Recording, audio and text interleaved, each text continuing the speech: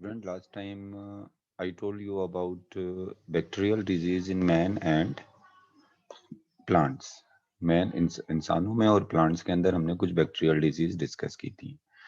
तो उसके हवाले से यहाँ पर कुछ एमसीक्यूज हैं। लास्ट लेक्चर से रिलेटेड कुछ एमसीक्यूज हैं। तो इन एमसीक्यूज को आपने सॉल्व करना है और कमेंट्स बॉक्स में जो है वो आपने इसके आंसर जो है वो मुझे लिखकर सेंड कर देना है। तो इधर देखें, ये जो एमसीक्यूज हैं उसमें पहला एमसीक्यू है which one of the following bacteria cause typhoid. मतलब इनमें से वो कौन सा बैक्टीरिया है जो टाइफाइड काज करता है? Salmonella typhi, Mycobacterium typhi, Streptococcus typhi या नन ऑफ दीज। इनमें से आपने एक ऑप्शन सेलेक्ट करना है। BCG vaccine is use against. BCG जो वैक्सीन है वो किसके अगेंस्ट यूज होती है? टाइफाइड के अगेंस्ट यूज होती है, नमूनिया के अगेंस्ट, पल्मोनरी ट्यूबरक्लोसिस के अगेंस्ट, या ऑल ऑफ दीज। मतलब आप किसके लिए बीसीजी वैक्सीन जो है वो यूज करते हैं? इनमें से आपने एक ऑप्शन चूज करना है। Dry dry hacking cough with night sweat and weight loss is a symptom of. मतलब अगर ड्राई हैकिंग कफ होती है उसके साथ नाइट स्वेट भी है और वेट लॉस भी हो रहा है, तो ये किसका सिम्टम हो सकता है? टाइफाइड का, कॉलरा का, या पल्मोनरी ट्यूबरक्लोसिस, या ऑल ऑफ दीज। इन तमाम के सिम्टम हो सकते हैं। डॉट्स स्टैंड फॉर, मतलब डॉट जो है वो किसका एब्रीवेशन है? मतलब इसका directly observe treatment short course है, directly operated short treatment course है, directly observe technique short course है, या directly observe technique small operation. इसमें से कौन जो है वो स्टैंड किस डॉट्स को जो है वो कौन रिप्रेजेंट कर रहा है इन चार ऑप्शंस में से? Which of the following is not method of prevention of disease in plant. इनमें से वो कौन सा मेथड है जो प्लांट के अंदर डिजीज प्रिवेंशन में हेल्प नहीं करता?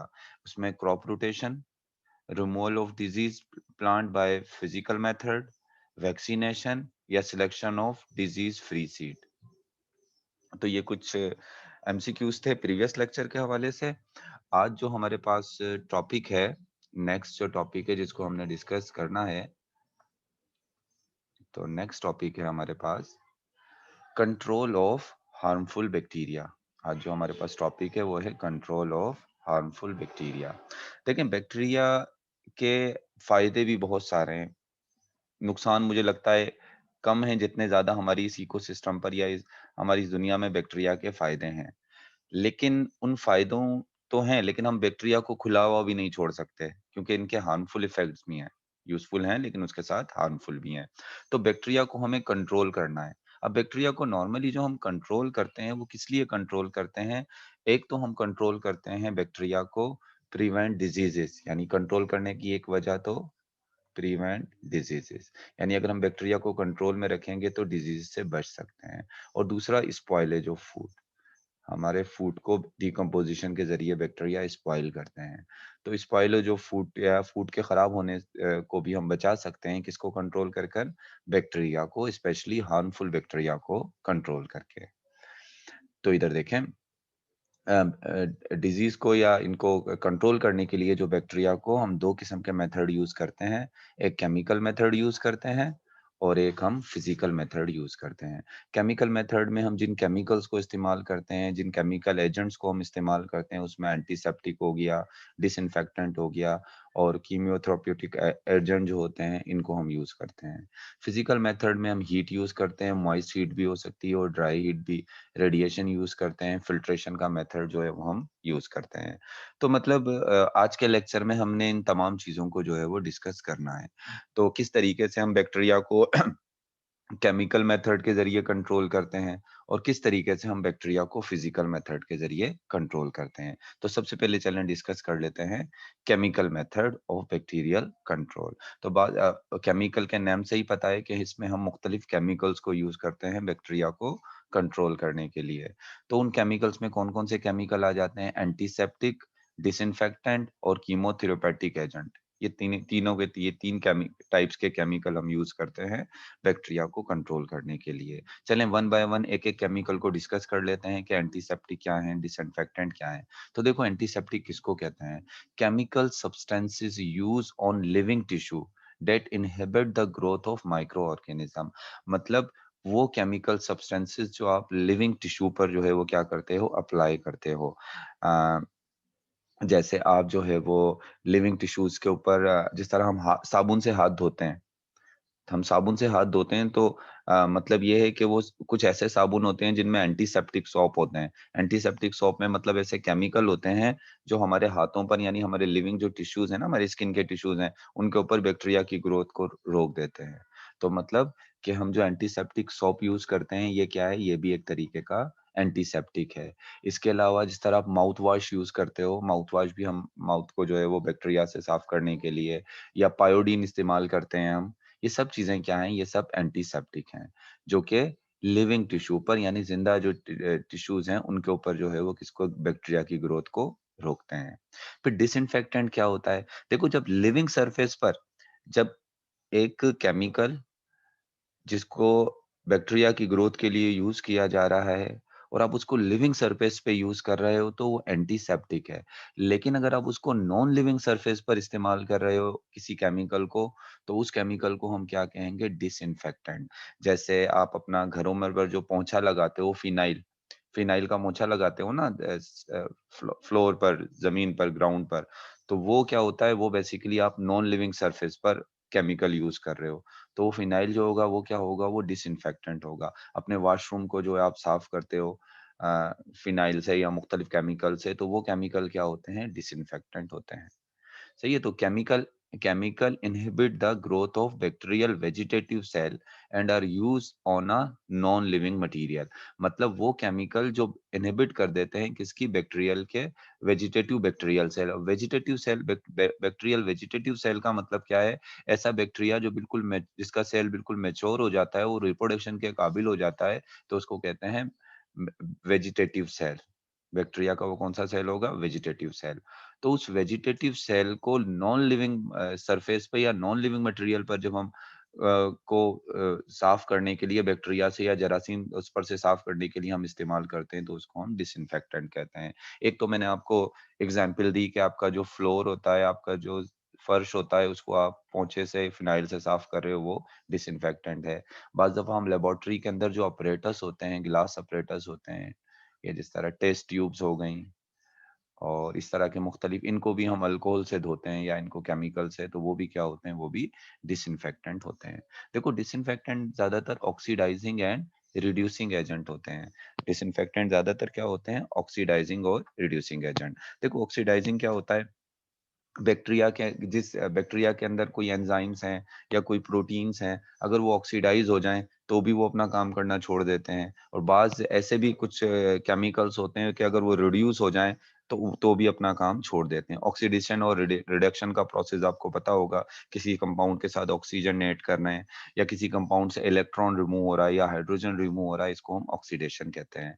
तो जब बैक्टीरिया के अंदर केमिकल की ऑक्सीडेशन हो जाएगी या रिडक्शन हो जाएगी किसी कंपाउंड के साथ हाइड्रोजन ऐड हो रहा है, इसको हम क्या कहेंगे? इसको हम रिडक्शन कहेंगे। तो उसकी वजह से कंपाउंड की केमिकल कंपोज़िशन चेंज होगी, जिसकी वजह से बैक्टीरिया क्या हो जाएगा? जिसकी वजह से बैक्टीरिया जो है वो किल हो जाएगा।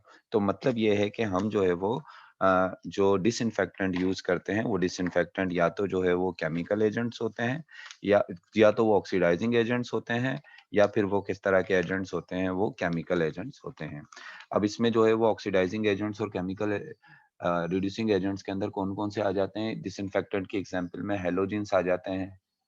क्लोरीन, फ्लोरीन ये सारे हैलोजेंस आ जाएँगे, फिनोल आ जाएगा इसकी एग्ज़ाम्पल में, हाइड्रोजन पेरोक्साइड भी इसकी एग्ज़ाम्पल में आ जाएगा, potassium permanganate, alcohol and formaldehyde. ये तमाम क्या हैं? ये तमाम के तमाम जो हैं डिसइन्फेक्टेंट हैं।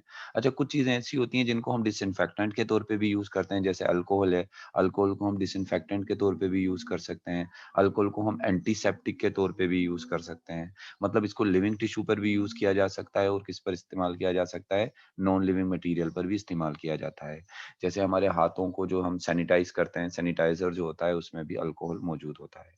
इसके बाद कीमोथेरेपेटिक एजेंट हैं। कीमोथेरेप्यूटिक एजेंट जो हैं बेसिकली केमिकल्स होते हैं या एंटीबायोटिक होते हैं। स्पेशली हम बात करते हैं इनमें एंटीबायोटिक्स की। दैट किल और stop the growth of bacteria and microbes in living tissue. अब इधर देखो ये एक पर्सन है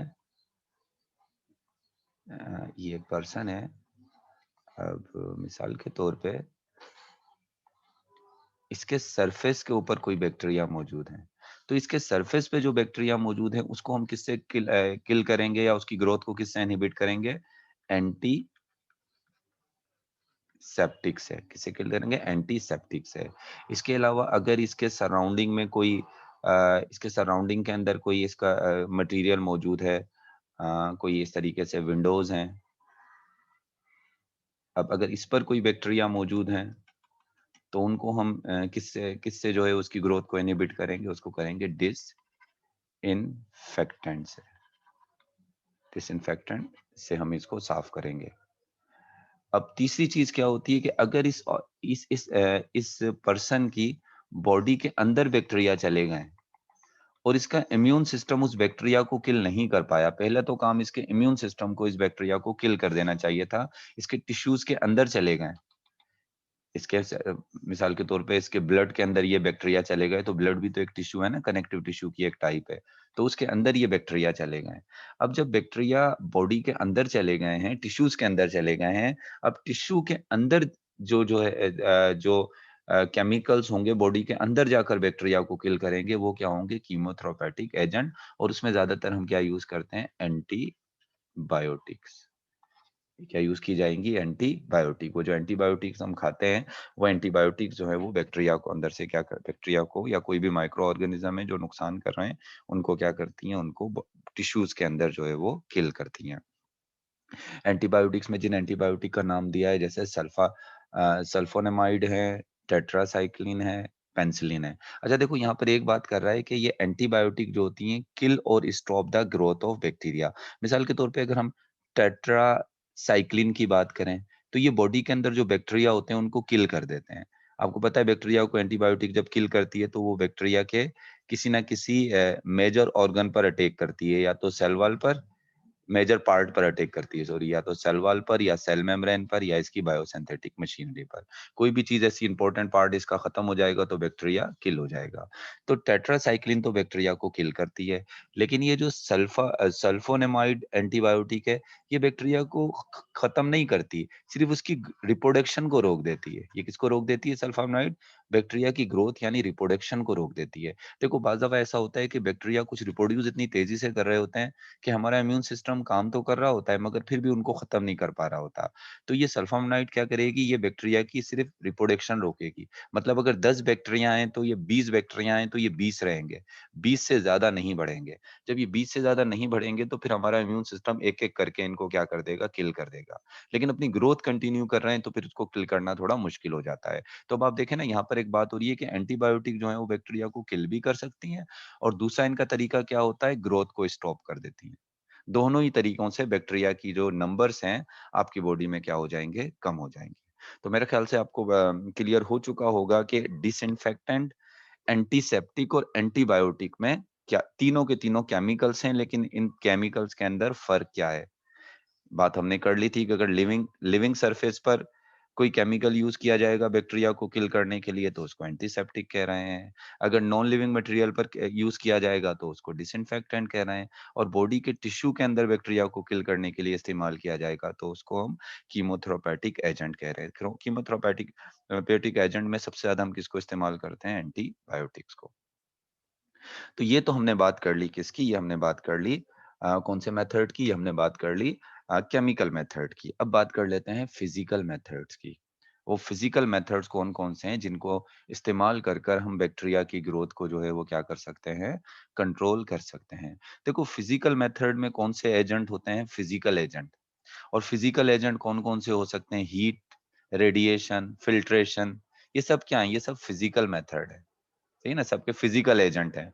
और जब हम फिजिकल एजेंट को इस्तेमाल करते हैं तो इसको हम कह रहे हैं physical method to control bacteria. और ये जितने भी फिजिकल मेथड हैं बैक्टीरिया को कंट्रोल करने के लिए, इनके लिए एक हम टर्म इस्तेमाल करते हैं, स्टेरिलाइजेशन प्रोसेस। इसको हम क्या कहते हैं? इसको हम कहते हैं स्टेरिलाइजेशन प्रोसेस। तो स्टेरिलाइजेशन प्रोसेस क्या है? Sterilisation process is the process in which physical agent are used to control bacteria. Bacteria को कंट्रोल करने के लिए जब हम फिजिकल एजेंट्स को यूज करते हैं तो इसको हम क्या कहते हैं? इसको हम कहते हैं स्टेरिलाइजेशन। ये फिजिकल एजेंट के अंदर जो है वो स्टीम भी हो सकता है, भाप भी हो सकती है, ड्राई हीट भी हो सकती है, गैस भी हो सकती है, फिल्ट्रेशन भी हो सकता है, रेडिएशन भी हो सकते हैं। ये तमाम के तमाम जो जितने भी मेथड हम यूज कर रहे हैं, इनको हम फिजिकल मेथड कहेंगे या इसको हम कहेंगे स्टेरिलाइज। और वो जो प्रोसेस है उसको हम क्या कहेंगे, उसको हम स्टेरिलाइजेशन प्रोसेस कहते हैं। This process is use to sterilise surgical apparatus, यानी सर्जिकल अपरेटस को जो है वो स्टेरिलाइज करने के लिए इस प्रोसेस को हम इस्तेमाल करते हैं। सर्जिकल अपरेटस क्या होते हैं, जिस तरीके से हम अपने जो है वो डेंटिस्ट मटेरियल जो अपरेटस यूज करते हैं दांतों के लिए, या सर्जरी के लिए जो अपरेटस यूज करते हैं, अगर अपरेटस बहुत ज्यादा महंगे हैं तो वो बार बार तो खरीदे नहीं जा सकते, तो एक पेशेंट पे उन अपरेटस को इस्तेमाल करने के बाद फिर उनको स्टेरिलाइज किया जाता है। स्टेरिलाइज का मतलब क्या होता है, जरासीम से उसको बिल्कुल पाक कर देना। और स्टेरिलाइजेशन का जो प्रोसेस होता है उसमें हर किस्म के माइक्रोब्स या हर किस्म की लाइफ जो है वो उस चीज पर से खत्म हो जाएगी। मिसाल के तौर पे एक नीडल है ये, अगर मैं इस नीडल को स्टेरिलाइज कर दूं, हीट के जरिए करूं या रेडिएशन के जरिए करूं, तो क्या होगा, उस पे से ही जितने भी तमाम फॉर्म ऑफ लाइफ है इसके ऊपर, बैक्टीरिया हो चाहे वायरस हो या कोई दूसरे माइक्रोब्स हो, वो तमाम के तमाम इस पे से क्या हो जाएंगे, खत्म हो जाएंगे। तो फिजिकल मेथड के अंदर जो फिजिकल मेथड हमने डिस्कस करने उसमें हीट है, रेडिएशन है और फिल्ट्रेशन है। वन बाय वन इसको हम डिस्कस करते जाते हैं। सबसे पहले हीट। हीट का मतलब यहाँ पर हाई टेम्परेचर। टेम्परेचर बहुत ज्यादा हो जाता है ना जब हीट होती है। High temperature is use in microbiological lab to control bacteria. Normally हम हाई टेम्परेचर को यूज करते हैं माइक्रोबायोलॉजिकल लैब में किसी चीज को कंट्रोल करने के लिए, बैक्टीरिया को। लेकिन सिर्फ माइक्रोबायोलॉजिकल लैब में नहीं, अपनी आम जिंदगी में भी हम बहुत सारी जगहों पर हीट को जो है वो यूज करते हैं बैक्टीरिया को कंट्रोल करने के लिए। दो किस्म की हीट होती है, एक ड्राई हीट होती है और एक मॉइस्ट हीट होती है। अब ड्राई हीट क्या बेसिकली होता है और मॉइस्ट हीट क्या होती है, इधर देखो। मिसाल के तौर पे ये आग है, इस आग में किसी चीज को आपने गर्म कर लिया डायरेक्ट, तो ये कौन सी हीट हो गई, ये हो गई ड्राई हीट। ये क्या हो गई, ये ड्राई हीट हो गई, डायरेक्ट आप हीट दे रहे हो आग से। अब आपने क्या किया, ये पानी है, इस पानी के बॉईल हुआ ये पानी, इस पानी के अंदर कोई चीज रखी, नीचे आग जला दी। अब डायरेक्ट आप इस आग पर आपने उस चीज को नहीं रखा हुआ, पानी के अंदर इस चीज को आप, या पानी में से जो भाप निकल रही है इस पर इस चीज को रखा हुआ है, तो इस हीट को हम क्या कहेंगे, मॉइस्ट हीट। डायरेक्ट आग में किसी चीज को जला देना वो क्या है, वो ड्राई हीट है। और आप उसमें से स्टीम जो आती है, जो भाप निकल रही है, या जो पानी है, पानी से जो आप उसको, तो वो कौन सी वाली हीट होगी, वो होगी मॉइस्ट हीट। ऐसे मिसाल के तौर पे मैं आपको एग्जांपल देता हूँ, अंडा होता है ना, अंडे को डायरेक्ट आग में रख दो तो वो जल जाएगा अंडा। लेकिन अंडे को पानी के अंदर रखोगे तो वो क्या होगा, वो बॉईल होगा, वो कोगुलेट हो जाएगा, उसके अंदर का जो व्हाइट होगा, सफेदी जो होती है वो कोगुलेट हो जाती है, वो जम जाती है। तो मतलब दोनों हीट का असर अलग-अलग होता है। किसी भी ऑर्गेनिक मटेरियल पर ड्राई हीट का असर अलग होता है और मॉइस्ट हीट का असर जो है वो क्या होता है, अलग होता है। अच्छा अब इधर देखो, ड्राई हीट क्या काज करती है, dry heat cause oxidation of structural constituent of bacteria. यानी डायरेक्ट अगर आप ड्राई हीट दोगे तो उससे क्या होगा, बैक्टीरिया के जो स्ट्रक्चर्स हैं, मिसाल के तौर पे उसके प्रोटीन्स हो गए जो उसकी स्ट्रक्चर बना रहे हैं, कार्बोहाइड्रेट जो उसकी स्ट्रक्चर बना रहे हैं, उनकी क्या हो जाएगी, ऑक्सीडेशन हो जाएगी। जब उनकी ऑक्सीडेशन हो गई, जब कोई चीज जलती है ऑक्सीजन की प्रेजेंस में जलती है ना, कोई भी चीज जलती है तो उसके जलने का प्रोसेस क्या कहलाएगा, वो ऑक्सीडेशन ही तो कहलाएगा। कि उसकी क्या हो जाएगी, वो उसकी ऑक्सीडेशन हो जाएगी। और ऑक्सीडेशन के बाद उनकी स्ट्रक्चर जो है वो क्या हो जाएगी, उनकी स्ट्रक्चर खराब हो जाएगी। और बैक्टीरिया क्या हो जाएगा, बैक्टीरिया या कोई भी माइक्रो ऑर्गेनिज्म किल हो जाएगा। अच्छा मॉइस्ट हीट क्या करती है, moist heat destroy functional protein. देखो ड्राई हीट तो स्ट्रक्चर डिस्ट्रॉय कर देती है, स्ट्रक्चरल प्रोटीन डिस्ट्रॉय कर देती है, लेकिन मॉइस्ट हीट जो है वो कौन से वाले प्रोटीन को डिस्ट्रॉय करती है, फंक्शनल प्रोटीन, जैसे एंजाइम हो गए। और ये ज्यादातर क्या काज करती है, कोगुलेशन। अब मैं मिसाल आपको दूं तो इस तरह से मिसाल दे सकता हूं, जैसे अंडा होता है ना, अनबॉइल्ड एग, अन अनबॉइल्ड एग के अंदर जो अंडे की जो सफेदी होती है, ये जो व्हाइट है, जिसको व्हाइट, इसको आप क्या कहते हो, सफेदी, ये कलरलेस होती है। अब आप क्या करो, इस अंडे को बॉईल करो।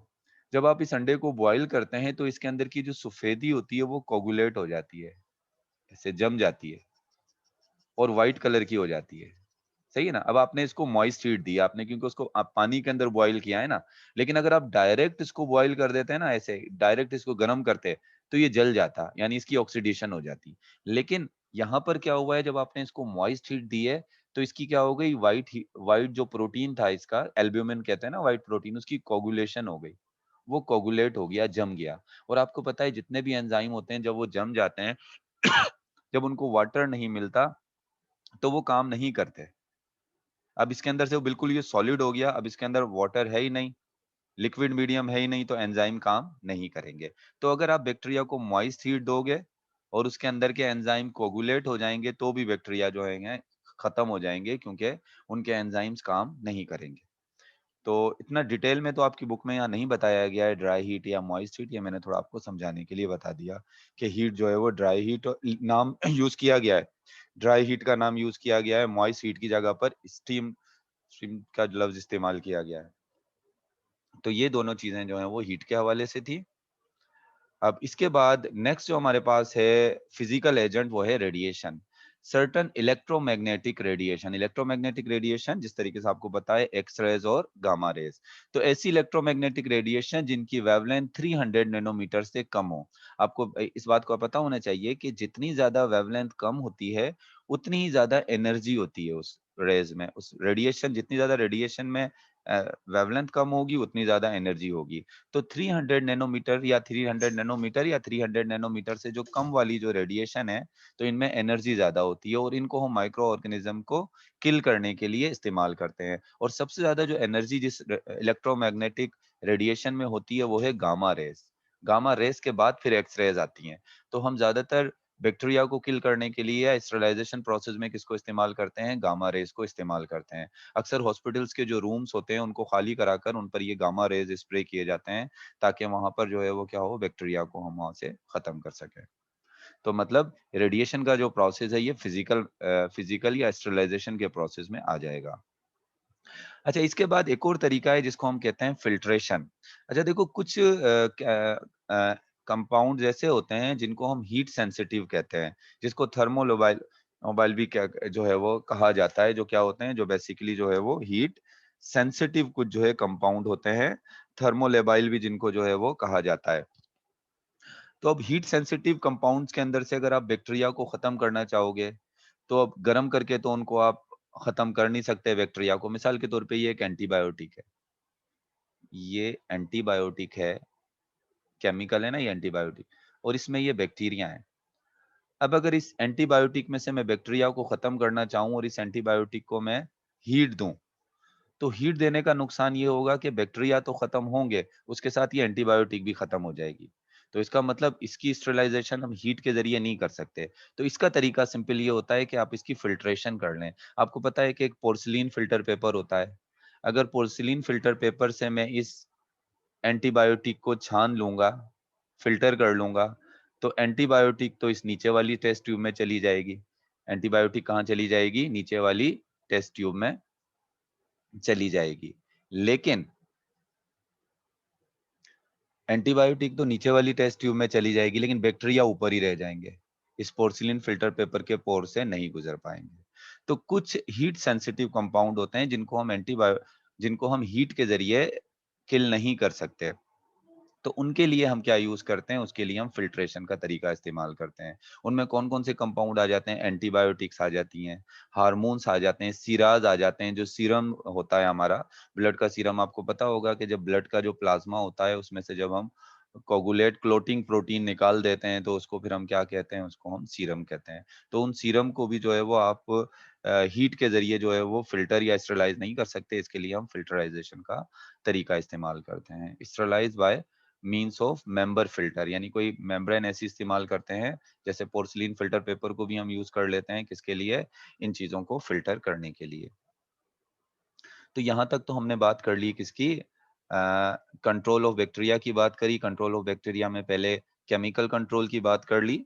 तो अभी देखें, यहाँ पर मैंने आपको बताया था बैक्टीरिया को हम कंट्रोल कर सकते हैं एक केमिकल मेथड के जरिए और एक फिजिकल मेथड के जरिए। केमिकल मेथड में एंटीसेप्टिक जो है वो हम इस्तेमाल करते हैं, बेसिकली डिसइंफेक्टेंट इस्तेमाल करते हैं, और इसके अलावा कीमोथेरापेटिक एजेंट भी जो है हम इस्तेमाल करते हैं। अगर हम एंटीसेप्टिक की बात करें, वो पर्सन, वो साइंटिस्ट जिसने सबसे पहले जो एंटीसेप्टिक इस्तेमाल की थी, वो था जोसेफ लिस्टर। जोसेफ लिस्टर ये पहला साइंटिस्ट था जिसने सबसे पहले एंटीसेप्टिक को जो है वो यूज किया था। एंटीसेप्टिक मैंने आपको बताया था लिविंग सरफेस सरफेस पे यूज होती हैं, डिसइंफेक्टेंट नॉन लिविंग सरफेस पे यूज होती हैं और कीमोथेराप्यूटिक एजेंट यानी एंटीबायोटिक जो है वो बॉडी टिश्यू में जो है वो बैक्टीरिया को खत्म करने के लिए इस्तेमाल होते हैं।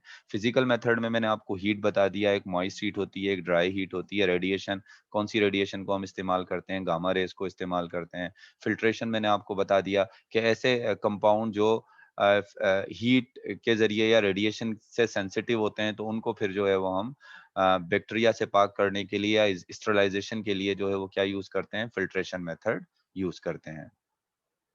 अच्छा, इसके बाद आपकी बुक में एक चीज़ दी हुई है एक और टेक्निक जो यहाँ पर बताई गई है वो है पास्चराइज़ेशन। तो पास्चराइज़ेशन बेसिकली होता क्या है? Pasteurisation is a process to kill microorganism by heating at temperature enough to kill non spore forming bacteria. यानी पास्चराइज़ेशन का प्रोसेस जो है इसमें भी हम क्या करते हैं, इसमें भी माइक्रो ऑर्गेनिज़्म को किल करते हैं एट टेम्परेचर।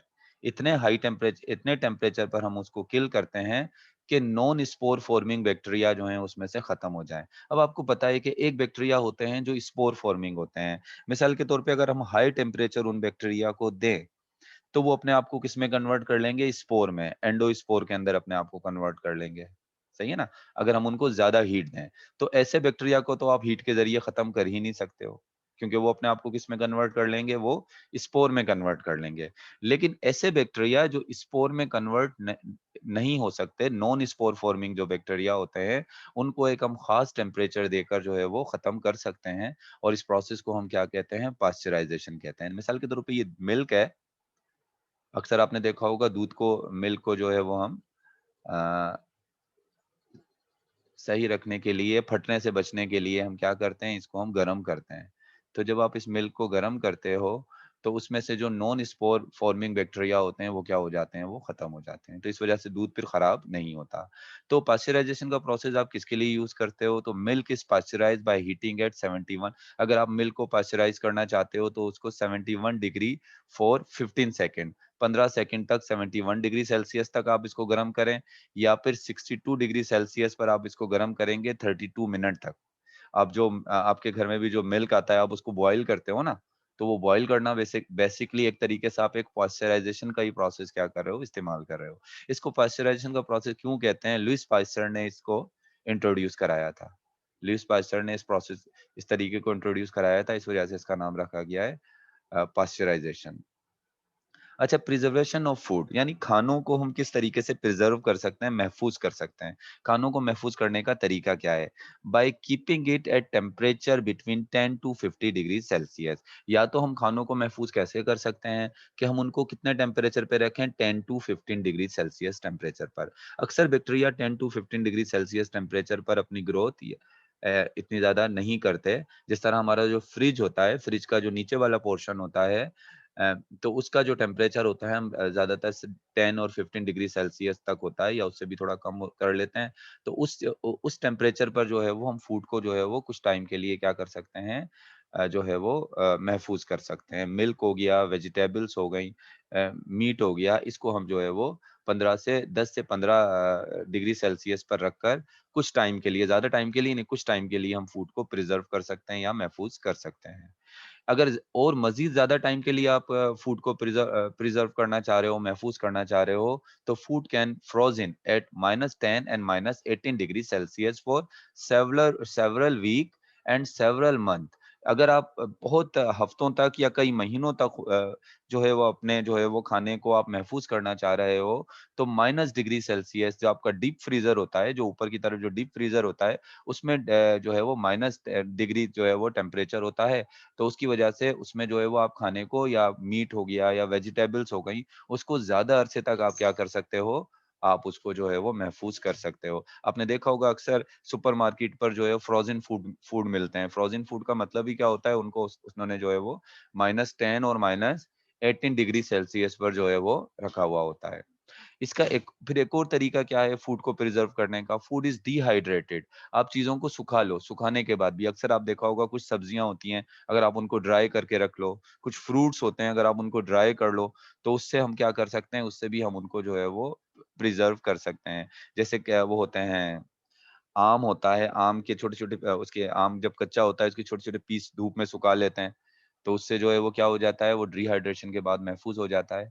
या मिल्क मीट जो होता है, गोश्त को भी सुखाते हैं, मछलियों को कुछ लोग मछली के गोश्त को सुखा लेते हैं, मिल्क को सुखा लेते हैं, तो ड्राइड मिल्क जो होता है, वो सूखा हुआ दूध जो होता है, तो उससे भी जो है हम उसको प्रिज़र्व कर सकते हैं। तो डिहाइड्रेशन से असल में होता क्या है, जब किसी चीज़ में पानी नहीं होगा, जब कोई चीज़ डिहाइड्रेटेड हो जाएगी, उसमें पानी नहीं होगा तो बैक्टीरिया ग्रो नहीं करेंगे। तो food is dehydrated so that in dry condition bacteria may not grow. जब चीज़ ड्राई होती है तो बैक्टीरिया उसमें ग्रो नहीं करते, क्योंकि हर लिविंग ऑर्गेनिज़्म को ग्रो करने के लिए किसकी ज़रूरत है? पानी की ज़रूरत होती है।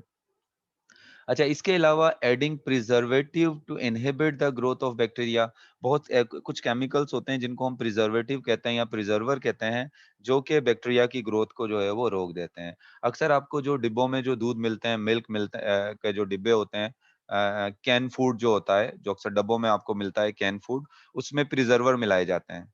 प्रिजर्वेटिव मिलाए जाते हैं, कुछ केमिकल जो बैक्टीरिया की जो है वो ग्रोथ को क्या कर देते हैं, रोक देते हैं। Acid is added to lower pH, और कुछ ऐसे भी फूड होते हैं जिनको प्रिजर्व करने के लिए हम उसमें एसिड ऐड करते हैं। जब एसिड ऐड हो जाता है तो पीएच कम हो जाती है, और कम पीएच पे बहुत से बैक्टीरिया ग्रो नहीं करते। जिस तरीके से आपने देखा होगा सिरके का अचार, हम सिरके के अंदर अचार डालते हैं, तो वो सिरका क्या होता है, उसकी भी पीएच लो होती है, एसिटिक एसिड जो है, तो उसकी पीएच लो होती है, तो उसकी उसमें भी बैक्टीरिया ग्रो नहीं कर पाते। कंटेंट ऑफ सॉल्ट और सोल्यूट, सॉल्ट या सोल्यूट हो गया या शुगर हो गई, वो इंक्रीज कर दिया जाता है सो दैट कुछ फूड के अंदर, so that water in the food is not enough for bacterial growth. अब देखो जैम होता है, जो जैम होता है उसके अंदर शुगर बहुत ज्यादा ऐड कर दी जाती है, या बहुत सारे जब आप क्या कहना चाहिए, अचार बना रहे होते हो, मुरब्बे बना रहे होते हो, तो उसमें बहुत सारी चीनी या सॉल्ट आप ऐड करते हो। तो उससे क्या होता है, जब आप सॉल्ट या चीनी ऐड करते हो तो उससे वाटर पोटेंशियल बहुत ज्यादा लो हो जाता है। जब वाटर पोटेंशियल बहुत लो हो जाता है तो बैक्टीरिया को ग्रो करने के लिए उसको इतना वाटर नहीं मिलता। यानी जब वाटर पोटेंशियल लो होगा तो बैक्टीरिया को पानी नहीं मिलेगा, बल्कि बैक्टीरिया के अंदर का पानी बाहर चला जाएगा, एक्सओस्मोसिस हो जाएगी। एंडोस्मोसिस नहीं होगी, क्या हो जाएगी? एक्सओस्मोसिस हो जाएगी, जिसकी वजह से बैक्टीरिया वहाँ पर ग्रो नहीं कर पाएँगे। तो एक तरीका ये भी होता है कि आप सॉल्ट या सोल्यूट जो है, कोई दूसरा शुगर वगैरह ऐड करें। तो अक्सर हम जो अपने खानों के अंदर अक्सर जो इस्तेमाल किए जाते हैं, इसके अंदर जो होते हैं इनमें जो सॉल्ट यूज़ किया जाता है, जैसे अ, पोटेशियम मेटाबाइसल्फाइड यूज़ किया जाता है, पिकल्स हो गए, कैंडीज़ हो गई, जैम हो गए, breads are preserved by such method. इन तमाम को हम इस मेथड से प्रिज़र्व कर सकते हैं। तो देखें, ये मैंने भी आपसे बात की कि फूड पास्चराइज़ेशन का तरीका तो मैंने आपको बताया कि आप हाई टेम्परेचर देकर नॉन स्पोर फॉर्मिंग बैक्टीरिया को जब किल करते हो तो उसको कह रहे हैं पास्चराइज़ेशन। और स्पेशली पास्चराइज़ेशन जो है वो नॉर्मली जो है वो हम फूड की करते हैं ज़्यादातर पास्चराइज़ेशन, और कौन-सा फूड ज़्यादातर मिल्क के लिए हम पास्चराइज़ेशन का प्रोसेस यूज़ करते हैं। इसके बाद प्रिज़र्वेशन ऑफ फूड, फूड को प्रिज़र्व करने के और कौन-कौन से तरीके हैं। लो टेम्परेचर मतलब 10 टू 15 डिग्री सेंटीग्रेड टेम्परेचर पे भी फूड को महफूज़ किया जा सकता है, लेकिन ज़्यादा टाइम के लिए नहीं। लेकिन ज़्यादा टाइम के लिए अगर आप महफूज़ करना चाह रहे हैं तो -10 और 18 डिग्री सेल्सियस पर आप फूड को फ्रोज़न कर लें। उसको जो है वो आप जमा दें, तो उससे जो है वो काफ़ी टाइम के लिए जो है वो प्रिज़र्व हो जाएगा। जैसे मीट हो गया या वेजिटेबल्स हो गई, हम अपने बकरीद का गोश्त जो है वो काफ़ी टाइम तक के लिए रख लेते हैं, क्योंकि हम उसको क्या कर लेते हैं, फ्रीज़ कर देते हैं। इसी तरीके से डिहाइड्रेशन अगर हम कर लें तो उससे भी फूड को जो है वो हम खराब होने से बचा सकते हैं, क्योंकि डिहाइड्रेटेड कंडीशन में बैक्टीरिया ग्रो नहीं करेंगे। कुछ कैन फूड में प्रिज़र्वर इस्तेमाल करते हैं, कुछ फूड्स के अंदर पीएच लो कर दी जाती है प्रिज़र्व करने के लिए, कुछ के अंदर सॉल्ट ज़्यादा ऐड कर दिया जाता है। तो ये तमाम वो चीज़ें थी जिसके ज़रिए हम फूड को प्रिज़र्व कर सकते हैं। तो ये पूरा आपका जो है वो चैप्टर नंबर प्रोकैरियोट्स से रिलेटेड जितने भी आपके पीएमसी ने जो सिलेबस दिया था, वो तमाम सिलेबस के पॉइंट जो हैं, ये हम चैप्टर नंबर 6 यानी प्रोकैरियोट्स के कवर यहाँ पर कर चुके हैं। नेक्स्ट टाइम फिर हम स्टार्ट करेंगे बायो एनर्जेटिक।